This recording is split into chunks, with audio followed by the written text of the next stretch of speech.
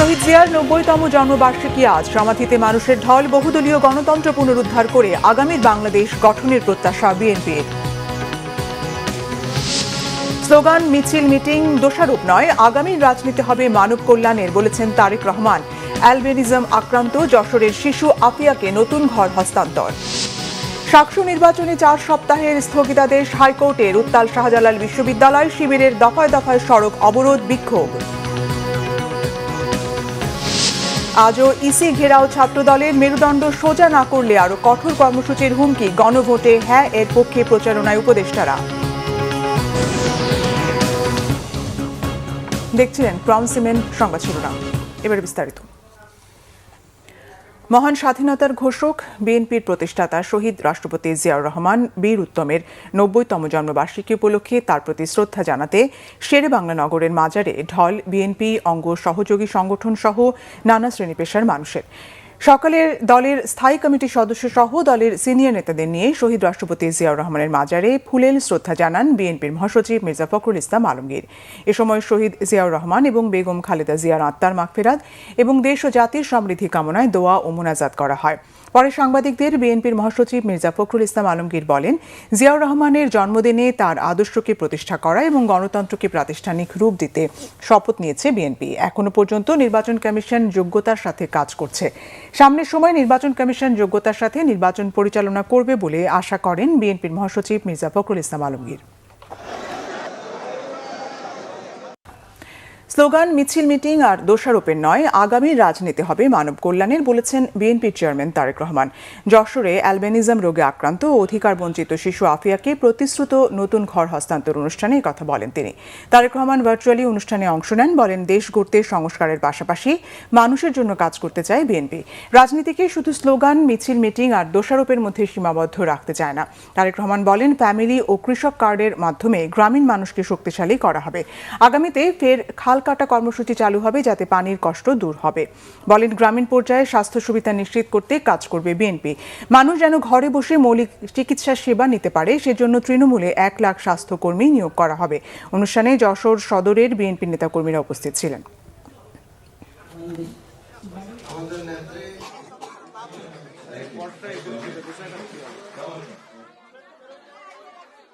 আমরা যদি মানুষের সমর্থন পাই এবং সরকার গঠন করতে সক্ষম হই, তাহলে আমরা কতগুলো পদক্ষেপ নিতে চাই। এই গ্রামের মানুষ বলেন, দুস্থ মানুষ বলেন, এই পরিবারগুলোর পাশে দাঁড়াতে চাই আমরা। সেখানে আমরা আমাদের ফ্যামিলি কার্ডের কথা বলেছি। বাংলাদেশের অর্ধেক জনসংখ্যার মতন মানুষ প্রত্যক্ষ বা পরোক্ষভাবে কৃষির সাথে জড়িত। মানুষের বা দেশের সর্বমোট জনসংখ্যার বেশিরভাগ মানুষ তো গ্রামেই বাস করে, এবং গ্রামে যারা বাস করে কম বেশি সেই মানুষগুলো কৃষি কাজের সাথে জড়িত। আজকে কৃষক যদি ভালো থাকে, কৃষক যদি তার উৎপাদিত পণ্যের ন্যায্য মূল্য পায়, তাহলে সামগ্রিকভাবে দেশ ভালো থাকবে। সিলেটের শাহজালাল বিজ্ঞান ও প্রযুক্তি বিশ্ববিদ্যালয়ের কেন্দ্রীয় ছাত্র সংসদ, সাকসু ও হল সংসদ নির্বাচন ৪ সপ্তাহের জন্য স্থগিত করেছে হাইকোর্ট। ৪ সপ্তাহ পর জাতীয় নির্বাচন হয়ে গেলে সাকসু নির্বাচনে কোনো বাধা নেই বলে জানিয়েছে হাইকোর্ট। এদিকে সাকসু নির্বাচনের দাবিতে সিলেট সুনামগঞ্জ সড়ক ২ দফা অবরোধ করে বিক্ষোভ করেছে ছাত্র শিবির প্যানেলের সমর্থক শিক্ষার্থীরা। দিনভর বিক্ষোভ, প্রশাসনিক ভবনে তালা, সড়ক অবরোধ আর নির্বাচন কমিশনারদের পদত্যাগে উত্তাল ছিল শাবিপ্রবি। সিলেট প্রতিনিধি দীপু সিদ্দিকীর পাঠানো রিপোর্টে দেখুন বিস্তারিত। সোমবার দুপুরে বিচারপতি ফাহমিদা কাদের ও বিচারপতি মোহাম্মদ আসিফ হাসানের বেঞ্চ এক রিটের শুনানি শেষে সাকসু ও হল সংসদ নির্বাচন ৪ সপ্তাহের জন্য স্থগিতের আদেশ দেয়। ম্যাডাম জাস্টিস ফাহমিদা কাদের এবং মিস্টার জাস্টিস আসিফ হাসান ওনাদের সমন্বয়ে গঠিত মহামান্য হাইকোর্ট বিভাগের দ্বৈত বেঞ্চ আজকে রুল জারি করেছে এবং একটা স্থগিতাদেশ দিয়েছে যে ৪ সপ্তাহের মধ্যে শাহজালাল ইউনিভার্সিটির ছাত্র সংসদ নির্বাচন এবং হল ইউনিয়ন নির্বাচন হতে পারবেন না। ৪ সপ্তাহ পর যখন জাতীয় নির্বাচন হয়ে যাবে তখন ওনাদের নির্বাচন হতে পারে, এটাতে কোনো ধরনের বাধা নেই। সোমবার সকাল থেকেই ক্যাম্পাসে বিক্ষোভ করছিল ছাত্র শিবির প্যানেল সমর্থিত শিক্ষার্থীরা। নির্বাচন স্থগিতের খবর ছড়িয়ে পড়তেই ক্যাম্পাস উত্তপ্ত হয়ে ওঠে। আদালতের স্থগিতাদেশ প্রত্যাখ্যান করেন তারা। শিক্ষার্থীরা প্রশাসনিক ভবনে তালা দিয়ে দুপুর 2:15টার দিকে সিলেট সুনামগঞ্জ সড়ক অবরোধ করে। এ সময় প্রায় 1 ঘন্টা যান চলাচল বন্ধ থাকে। আন্দোলনকারীদের অভিযোগ, আদালতকে ব্যবহার করে নির্বাচন বানচালের চেষ্টা চলছে। একটা গোষ্ঠী, কিছু মানুষ বারবার চেষ্টা করে যাচ্ছে শাকসুকে যাতে কিভাবে ভণ্ডুল করা যায়। সর্বশেষ নির্বাচনের আগের দিন পর্যন্ত তারা তাদের সেই ষড়যন্ত্রের সর্বশেষ ট্রাম্প কার্ড সেটি হচ্ছে আইন আদালতকে ব্যবহার করে শাকসুকে বন্ধ করার একটা পায়তারা করা হচ্ছে। তারা আসলে শাকসুকে ষড়যন্ত্র করছে। তাদেরকে আমাদের একটা মেসেজ দেওয়া যে আসলে শিক্ষার্থীরা তাদের পক্ষে নাই। যারা এই ধরনের ষড়যন্ত্র করবে শিক্ষার্থীরা তাদেরকে অবাঞ্ছিত ঘোষণা করবে ইনশাআল্লাহ। এই আন্দোলন শুধুমাত্র এখন সাবিপ্রবিতে নাই, এই আন্দোলন সারা বাংলাদেশে তৈরি হবে। বরং আমরা মনে করতেছি সাবিপ্রবি থেকে সারা বাংলাদেশে শিক্ষার্থীদের একটা মুভমেন্ট তৈরি হবে এবং আমরা যতক্ষণ পর্যন্ত না শাকসুর পুনরায় দাবি না উঠছে আমরা আমাদের আন্দোলন অব্যাহতভাবে চালিয়ে যাব। বিকালে সাধারণ শিক্ষার্থীদের ব্যানারে আরেক দফা সড়ক অবরোধ করা হয়। এর আগে দুপুর 1টায় বিএনপিপন্থী 8 শিক্ষক নির্বাচন কমিশন থেকে পদত্যাগ করেন। এক সংবাদ সম্মেলনে নির্বাচন কমিশনার ডক্টর আশরাফ সিদ্দিকী এ তথ্য জানান। এই শেষ সময় তো আমরা তো এগুলো বলেছি বলে আমরা এখন শেষ সময় তো আমরা সিদ্ধান্ত নিয়েছি আমরা নির্বাচনে অংশগ্রহণ করছি না, কিন্তু আমরা তো কালকে পর্যন্ত ছিলাম। পরে এক শিক্ষক শিবির সমর্থিত শিক্ষার্থীদের তোপের মুখে পড়েন বলে অভিযোগ পাওয়া গেছে। আমার ডাইরেক্ট ছাত্র, আমার ক্লাসের ছাত্র শিবিরের নাকি লিডার হলের নাকি ভিপি প্রার্থী বা সেক্রেটারি প্রার্থী, আমি বলেই ফেললাম। সে আমার সামনে এসে বলতেছে ভুয়া ভুয়া ভুয়া। তাহলে এইটাকে আমি আশা করি, এটাকে আমি আশা করি। এদিকে স্থগিতাদেশের বিরুদ্ধে আপিল করেছে বিশ্ববিদ্যালয় কর্তৃপক্ষ। Bangla vision news desk. প্রার্থীদের নির্বাচনী খরচ সংগ্রহে ক্রাউড ফান্ডিং ওয়েবসাইট উদ্বোধন করেছে জাতীয় নাগরিক পার্টি এনসিপি। বছর শেষে অডিটের মাধ্যমে সংগ্রহ খরচের হিসেব উপস্থাপন করা হবে বলে জানিয়েছেন এনসিপি নির্বাচন পরিচালনা কমিটির চেয়ারম্যান আসিফ মাহমুদ সজীব ভূঁইয়া।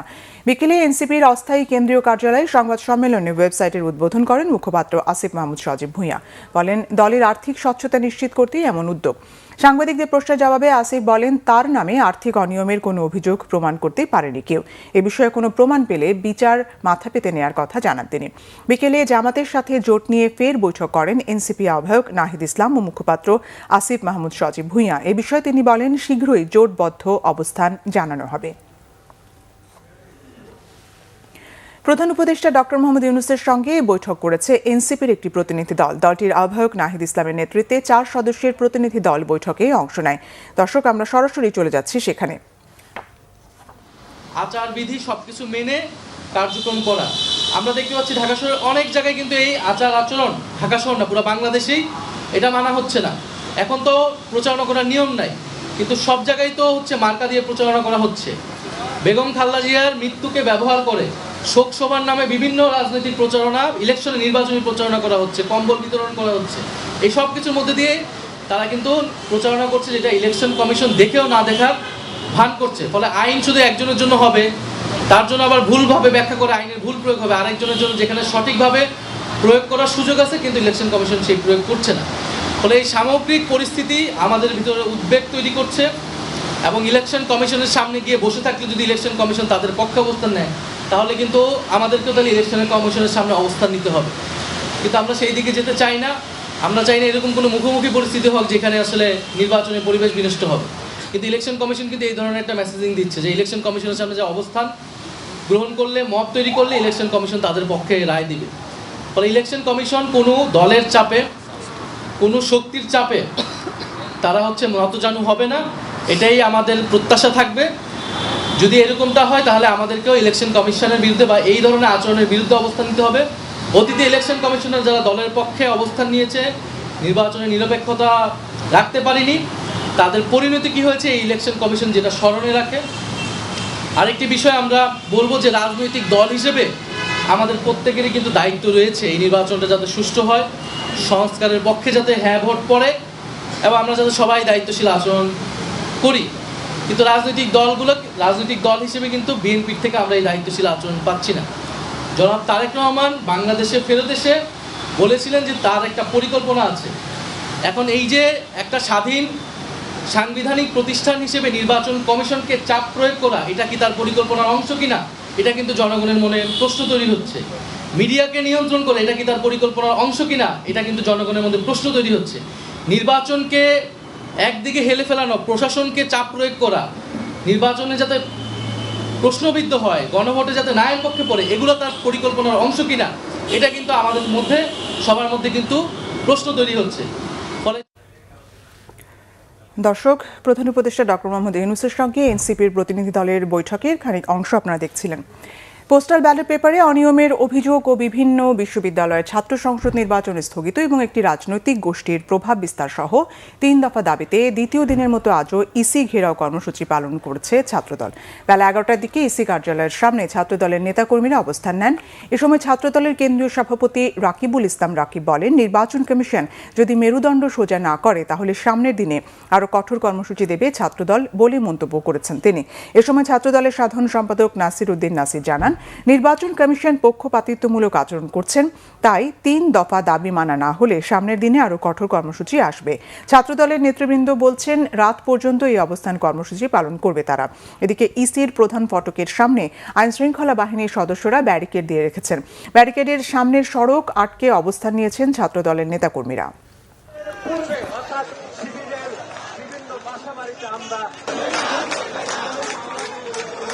যদি এভাবে দিনের পর দিন আমাদের দাবি মানা না হয়, আমরা বাধ্য হব এই নির্বাচন কমিশনের মূল গেট অবরোধ করতে। আমরা বাধ্য হব। আমাদেরকে বাধ্য করবেন না, দয়া করে নির্বাচন কমিশনের সম্মানিত কমিশনারবৃন্দ, আমরা অনুরোধ জানাচ্ছি আমাদেরকে কঠোরভাবে আর ওই কর্মসূচি পালনে আপনারা বাধ্য করবেন না। আপনারা দয়া করে আমাদের যে যৌক্তিক দাবিগুলো পূরণের যে আশ্বাস দিয়েছেন তার প্রতিফলন আমরা দেখতে চাই। আমরা মনে করে আগামীর যে নির্বাচন, যে 12 ফেব্রুয়ারি নির্বাচন অনুষ্ঠিত হওয়ার কথা রয়েছে, সেই নির্বাচনকে সামনে রেখে 2টি রাজনৈতিক দল ইতিমধ্যে ষড়যন্ত্রে লিপ্ত হয়েছে।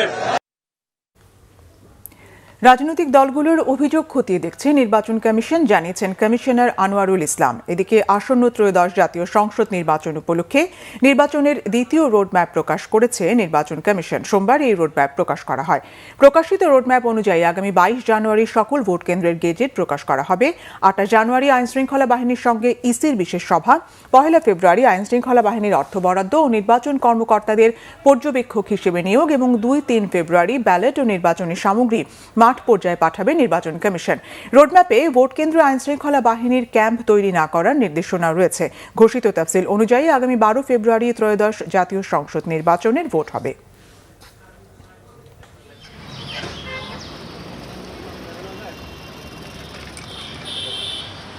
ছোটখাটো সমস্যা যেগুলো আছে সেগুলো আমরা সমাধান করছি।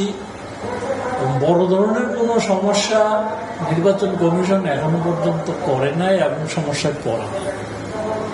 এটা ভালো দিক যে বিভিন্ন রাজনৈতিক দল তারা তো তাদের মত, তাদের বক্তব্য বলার অধিকার রাখে, বলছে, এবং আমরা সেই বিষয়গুলো খতিয়ে দেখছি। যখন যেই অ্যাঙ্গেল থেকে অভিযোগ আসছে সেই বিষয়গুলো আমরা খতিয়ে দেখছি এবং প্রয়োজনীয় ব্যবস্থা নিচ্ছি। মোটেই না, কোনো চাপ নেই, কারণ সবাই চাচ্ছে ভালো নির্বাচন, কমিশনও চাচ্ছে ভালো নির্বাচন, নিরপেক্ষ নির্বাচন, সুতরাং কোনো চাপ। এদেশে ফ্যাসিস্ট শক্তি আর যাতে ফিরে আসতে না পারে সেজন্য গণভোটে হ্যাঁ এর পক্ষে ভোট দিতে আহ্বান জানিয়েছেন আইন উপদেষ্টা ডক্টর আসিফ নজরুল। বগুড়ায় এক মতবিনিময় সভায় আহ্বান জানান তিনি। আসিফ নজরুলের দাবি, এই সরকার কোনো দলের পক্ষে নয় বরং দেশের পক্ষে, সংস্কারের পক্ষে। গণভোটে হ্যাঁ এর পক্ষে সবাইকে প্রচার চালাতে বলেছেন মুক্তিযুদ্ধ বিষয়ক মন্ত্রণালয়ের উপদেষ্টা ফারুকী আজম। সকালে জয়পুরহাট জেলা প্রশাসকের সম্মেলন কক্ষে এক সভায় তিনি কথা বলেন। এদিকে গণভোট দেশের ভবিষ্যৎ সংস্কারের একটি ঐতিহাসিক সুযোগ বলে মন্তব্য করেছেন মহিলা ও শিশু বিষয়ক উপদেষ্টা শারমিন এস মুর্শিদ। যশোর জেলা প্রশাসনের আয়োজনে এক মতবিনিময় সভায় তিনি কথা বলেন। প্রধান উপদেষ্টার বিশেষ সহকারী অধ্যাপক আলী রিয়াজ বলেছেন, প্রজাতন্ত্রের কর্মচারীরা অবশ্যই হ্যাঁ ভোটের পক্ষে প্রচারণা করতে পারবে। ময়মনসিংহ টাউন হলে এক মতবিনিময় সভায় তিনি কথা বলেন। অন্যদিকে চাঁপাইনবাবগঞ্জ জেলা প্রশাসকের সম্মেলন কক্ষে এক সভায় রাজশাহী বিভাগীয় কমিশনার ডক্টর আনম বজলুর রশিদ জানিয়েছেন, নির্বাচন ও গণভোটের সুষ্ঠু আয়োজনে প্রশাসন প্রস্তুত। জাতীয় নির্বাচন সুষ্ঠু ও শান্তিপূর্ণ করতে প্রায় 9 লাখ আইনশৃঙ্খলা বাহিনীর সদস্য মোতায়েন থাকবে। 2 পর্বে আইনশৃঙ্খলা বাহিনী কাজ করবে বলে জানিয়েছেন স্বরাষ্ট্র উপদেষ্টা অবসরপ্রাপ্ত লেফটেন্যান্ট জেনারেল জাহাঙ্গীর আলম চৌধুরী। সোমবার সচিবালয়ের আইনশৃঙ্খলা সংক্রান্ত উপদেষ্টা পরিষদের বৈঠক শেষে তিনি আরও বলেন, 42,000-এর মধ্যে 16,000 ঝুঁকিপূর্ণ কেন্দ্রে বিশেষ ব্যবস্থা নেওয়া হবে। 25,000 বডি ক্যামেরার পাশাপাশি প্রথমবারের মতো ড্রোনের ব্যবহার করা হবে। জানান, এখন যারা মাঠে রয়েছেন তাদের পাশাপাশি দ্বিতীয় পর্বে 8 থেকে 14 ফেব্রুয়ারি পর্যন্ত ভোট কেন্দ্রিক আইনশৃঙ্খলা রক্ষাকারী বাহিনীর সদস্যরা দায়িত্ব পালন করবেন। এদিকে বৈধ অস্ত্র জমা দেওয়া সংক্রান্ত প্রজ্ঞাপন জারি করেছে সরকার। উপদেষ্টা জানান, 31 জানুয়ারির মধ্যে সব বৈধ অস্ত্র থানায় জমা দিতে হবে। আবেদন করলে শুধু এমপি প্রার্থীরা অস্ত্র বা গানম্যান পাবেন। চলতি মাসে তিস্তা মহাপরিকল্পনার কাজ শুরু হচ্ছে না জানিয়েছেন বন, পরিবেশ ও পানি সম্পদ উপদেষ্টা সৈয়দা রেজওয়ানা হাসান। বলেছেন, এ নিয়ে হতাশ না হতে। সোমবার সকালে রংপুরের কাউনিয়ার টেপা মধুপুরের তালুক শাহবাজপুর এলাকায় চীনা রাষ্ট্রদূত সহ তিস্তার ভাঙন কবলিত এলাকা পরিদর্শন শেষে তিনি সাংবাদিকদের এসব কথা বলেন। বন্যা নিয়ন্ত্রণ, নদী ভাঙন রোধ ও সেচ কার্যক্রম অন্তর্ভুক্ত থাকায় প্রকল্প এলাকা নিয়ে যাচাই বাছাই সময় সাপেক্ষ উল্লেখ করে রেজওয়ানা হাসান বলেন, চীন সরকার যত দ্রুত সম্ভব প্রকল্পটির কাজ শুরু করতে আগ্রহী। এ সময় উপস্থিত ছিলেন চীনা রাষ্ট্রদূত ইয়াওয়েন, জেলা প্রশাসক মোহাম্মদ এনামুল আহসান, পানি উন্নয়ন বোর্ডের নির্বাহী প্রকৌশলী রবিউল ইসলাম সহ অন্যরা। এর আগে উপদেষ্টা তিস্তা সড়ক, রেল সেতু এবং নদী এলাকা পরিদর্শন করেন। এই প্রকল্পটা করার ব্যাপারে চীন সরকার, বাংলাদেশ সরকার উভয়ই প্রতিশ্রুতিবদ্ধ বলেই আমরা দুজন আবার আপনাদের কাছে এসেছি। হ্যাঁ, এবং এই কথাগুলো আবার বলতে এসেছি যে এই প্রকল্পটা হবে এবং এইটার সপক্ষে রাজনৈতিক দলগুলোকেও আপনারা দেখেছেন, নির্বাচনে যারা যাচ্ছেন তারা বলেছেন যে তাদের রাজনৈতিক যে ম্যানিফেস্টো এটা তাদের পার্ট। সুতরাং এটা হবে, কিন্তু তাড়াহুড়াটা না করে যে 26শে জানুয়ারি বলেছিলেন 26 জানুয়ারি শুরু করে, সেটা না করে আমরা একটু সময় দিই, কাজটা ভালো। প্রকল্পটা অনেক বেশি জটিল হওয়ার কারণে 3টা জিনিস এখানে দেখতে হবে: বন্যা নিয়ন্ত্রণ, নদী ভাঙন রোধ, একই সাথে সেচ দেওয়া। ফলে এইটা ফুল প্রুফ করার জন্য ওনারা একটু সময় নিচ্ছেন। সম্মিলিত সনাতনী জাগরণ জোটের মুখপাত্র চিন্ময় কৃষ্ণ দাসের জামিন নামঞ্জুর করা নিয়ে চিন্ময় অনুসারীদের হামলায় চট্টগ্রামে আইনজীবী অ্যাডভোকেট সাইফুল ইসলাম আলিফ হত্যা মামলায় বিচারিক কার্যক্রম শুরুর আদেশ দিয়েছেন আদালত। সোমবার চট্টগ্রাম দ্রুত বিচার ট্রাইব্যুনালের বিচারক মোহাম্মদ জাহিদুল হকের আদালত এই হত্যা মামলায় চিন্ময় কৃষ্ণ দাস সহ 39 আসামির বিরুদ্ধে বিচার শুরুর আদেশ দেন। এ সময় চিন্ময় কৃষ্ণ দাস, ব্রহ্মচারী সহ 23 আসামি ট্রাইব্যুনালে উপস্থিত ছিলেন। মামলার বাদীর আইনজীবী ও আদালতের সহকারী পাবলিক প্রসিকিউটর মোহাম্মদ রায়হানুল ওয়াজেদ চৌধুরী জানান, এই মামলার 16 জন আসামি এখনো পলাতক। 2024 সালের 26 নভেম্বর আইনজীবী সাইফুল ইসলাম আলিফকে কুপিয়ে হত্যা করে চিন্ময়ের অনুসারীরা। এই ঘটনায় আইনজীবী সাইফুল ইসলাম আলিফ এর বাবা 31 জনের নাম উল্লেখ করে অজ্ঞাত আরও 10-15 জনকে আসামি করে একটি হত্যা মামলা করেন। মুন্সিগঞ্জের সিরাজদি খানের দক্ষিণ রাজানগরের গ্রামে মা ও মেয়েকে কুপিয়ে হত্যা করেছে দুর্বৃত্তরা। পুলিশ জানায়, প্রতিবেশীরা সোমবার সকালে মিজান মিয়ার ঘরের দরজা বন্ধ দেখে ধাক্কা দিয়ে খুলে মৃতদেহ দেখে পুলিশে খবর দেয়। পরে খবর পেয়ে ঘটনাস্থলে গিয়ে মরদেহ উদ্ধার করে সিরাজদি খান থানা পুলিশ। নিহতরা হলেন মিজান মিয়ার স্ত্রী আমেনা বেগম ও মেয়ে মরিয়ম। প্রাথমিকভাবে ধারণা করা হচ্ছে পারিবারিক কলহের জেরে এই হত্যাকাণ্ড ঘটতে পারে। গলায় ধারালো অস্ত্র দিয়ে আঘাতের একাধিক চিহ্ন পাওয়া গেছে। এদিকে এই ঘটনার পর থেকেই পলাতক মিজান মিয়া, তাকে আটকের চেষ্টা চলছে বলে জানিয়েছে পুলিশ। আশুলিয়ায় বকেয়া বেতনের দাবিতে আব্দুল্লাপুর বাইপাইল সড়ক অবরোধ করে বিক্ষোভ করেছেন মেডরাল অ্যাপারেলস লিমিটেডের শ্রমিকরা। সকাল 8টায় সরকার মার্কেট এলাকার কারখানাটির সামনে অবরোধ করেন তারা। এ সময় বিক্ষুব্ধ শ্রমিকরা অভিযোগ করেন, ডিসেম্বর মাসের বেতন এখনো পরিশোধ করেনি কারখানা কর্তৃপক্ষ। গত কয়েক মাস ধরেই সময় মতো বেতন পরিশোধ না করে কর্তৃপক্ষ সময় ক্ষেপণ করে, অথচ গার্মেন্টসে পর্যাপ্ত কাজ থাকা সত্ত্বেও ঠিকঠাক মতো বেতন দিচ্ছে না মালিকপক্ষ। সোমবার সকালেও মালিকপক্ষ কারখানা বন্ধের নোটিশ ঝুলিয়ে দেয় গেটের সামনে। এভাবে একের পর এক বন্ধের নোটিশ দেখে শ্রমিকরা ক্ষিপ্ত হয়ে বাধ্য হয়ে সড়ক অবরোধে নেমেছেন। প্রায় 2.5 ঘন্টার অবরোধে সড়কে যানজট সৃষ্টি হলে শিল্প পুলিশ গিয়ে টিয়ারশেল নিক্ষেপ করে শ্রমিকদের সড়ক থেকে সরিয়ে দেয়। দেশের বিভিন্ন জায়গার আরো কিছু খবর নিয়ে এখন একটি ডেস্ক রিপোর্ট। রাজশাহী বিশ্ববিদ্যালয়ে তারেক রহমানকে অভিনন্দন জানিয়ে লাগানো ব্যানার ছিঁড়ে ফেলায় রাকসুর জিএস সালাউদ্দিন আম্মারকে মানসিক রোগী দাবি করে তার চিকিৎসার জন্য উপাচার্যকে স্মারকলিপি দিয়েছে ছাত্রদল। পরে বিশ্ববিদ্যালয়ের প্যারিস রোডে মানববন্ধন করে তারা। জামালপুরে ছাত্রদলের নাম ব্যবহার করে বিশৃঙ্খলার অভিযোগে সংবাদ সম্মেলন করেছে জেলা ছাত্রদল। জেলা বিএনপি কার্যালয়ে শান্তিপূর্ণ পরিবেশ বিনষ্টের অপচেষ্টার অভিযোগ করেন সংগঠনের নেতারা। এসব সহিংস কর্মকাণ্ডের দায় ছাত্রদল নেবে না বলে জানান তারা। কুড়িগ্রামের মহসিনের চরে শীতবস্ত্র বিতরণ করেছে চর উন্নয়ন কমিটি। জেলার কচাকাটা থানা চর উন্নয়ন কমিটির উদ্যোগে সংকোষ ও গঙ্গাধর নদীর মিলনস্থল মহসিনের চরে 2 শতাধিক দরিদ্র ও অসহায়ের মাঝে কম্বল বিতরণ করা হয়। ছিলেন কুড়িগ্রাম জেলা চর উন্নয়ন কমিটির সভাপতি অধ্যাপক শফিকুল ইসলাম বেবু, সহসভাপতি অধ্যক্ষ খাজা শরীফুদ্দিন আহমেদ রিন্টু সহ সংশ্লিষ্টরা। সিলেট সীমান্তবর্তী জকিগঞ্জ ও কানাইঘাট উপজেলার পৌনে 800 শিক্ষার্থীকে বৃত্তি, 24 জনকে ট্যাব ও অবসরে যাওয়া 14 শিক্ষক কর্মচারীকে 50,000 টাকা করে সম্মানী দেওয়া হয়েছে। মৌলভী ছাইর আলী হাই স্কুলে আয়োজিত অনুষ্ঠানে বৃত্তির টাকা তুলে দেন ফাহিম আল চৌধুরী ট্রাস্টের প্রতিষ্ঠাতা ফাহিম আল চৌধুরী। এছাড়া 20টি শিক্ষা প্রতিষ্ঠানকে বিশেষ অনুদান দেওয়া হয়। নৌবাহিনীর অভিযানে টেকনাফে আগ্নেয়াস্ত্র সহ ওয়ারেন্টভুক্ত শীর্ষ সন্ত্রাসী শামসুল হককে গ্রেপ্তার করেছে নৌবাহিনী। টেকনাফের নাজিরপাড়া এলাকা থেকে তাকে গ্রেপ্তার করা হয়। জব্দ করা হয়েছে 2টি বিদেশি পিস্তল, গুলি ও দেশীয় অস্ত্র। সিরাজুম্মনি শুভ, বাংলা ভিশন, নিউজ ডেস্ক। সংবাদ শেষ করব ক্রাউন সিমেন্ট শিরোনামগুলো আরেকবার জানিয়ে।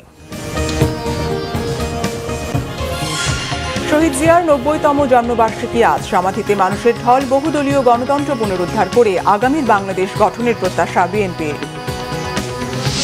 স্লোগান, মিছিল, মিটিং দোষারোপ নয়, আগামীর রাজনীতি হবে মানব কল্যাণের, বলেছেন তারেক রহমান। অ্যালবিনিজম আক্রান্ত যশোরের শিশু আফিয়াকে নতুন ঘর হস্তান্তর। সাকসু নির্বাচনে 4 সপ্তাহের স্থগিতাদেশ হাইকোর্টের। উত্তাল শাহজালাল বিশ্ববিদ্যালয়, শিবিরের দফায় দফায় সড়ক অবরোধ, বিক্ষোভ। ছাত্রদলের ইসি ঘেরাও কর্মসূচি স্থগিত। নির্বাচন বানচালের চেষ্টার বিরুদ্ধে হুঁশিয়ারি। গণভোটে হ্যাঁ এর পক্ষে প্রচারণায় উপদেষ্টারা। এ ছিল এখনকার মতো। পরের সংবাদ সন্ধ্যা 7:30টায় দেখার আমন্ত্রণ রইল। এতক্ষণ সঙ্গে থাকায় ধন্যবাদ।